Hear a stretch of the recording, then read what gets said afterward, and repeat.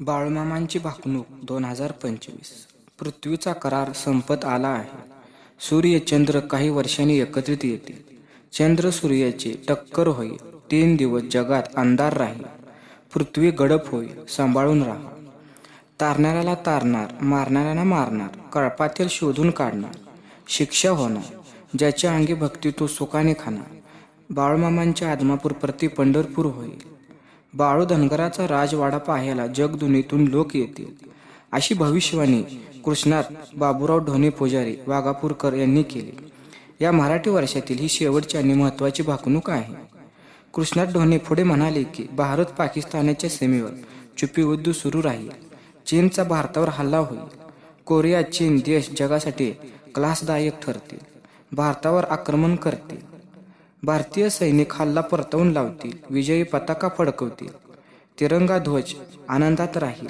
अनेक देश हिंदू धर्माची स्थापना करतील.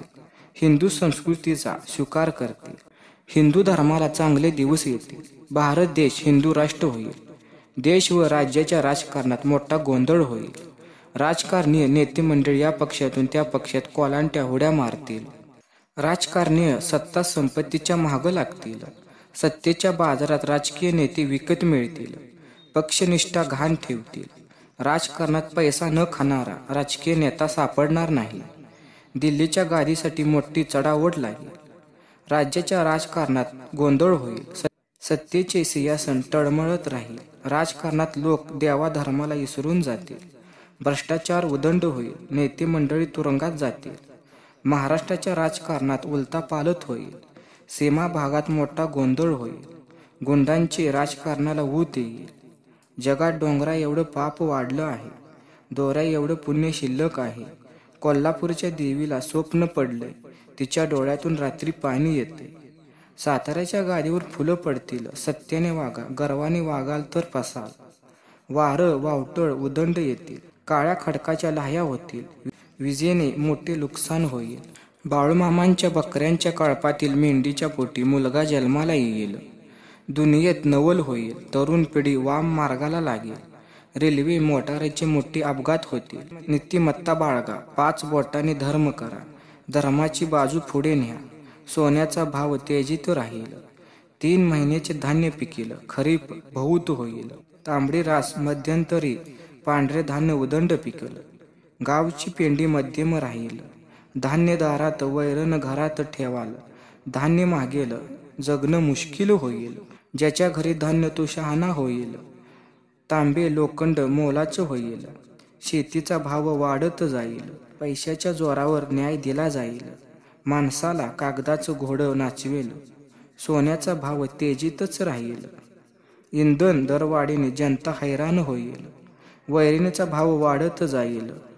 वैरण धान्याच्या चोऱ्या होतील. सांभाळून ठेवा.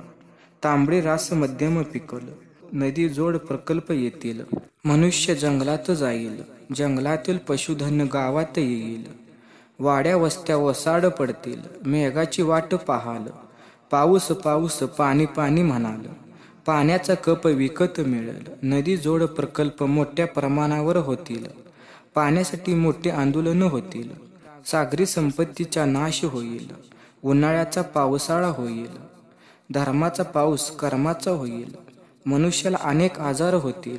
डॉक्टर हात टेकतील. मनुष्याला बुद्धी जास्त, आयुष्य कमी होईल. विज्ञानाची प्रगती माणसाला घातक ठरेल.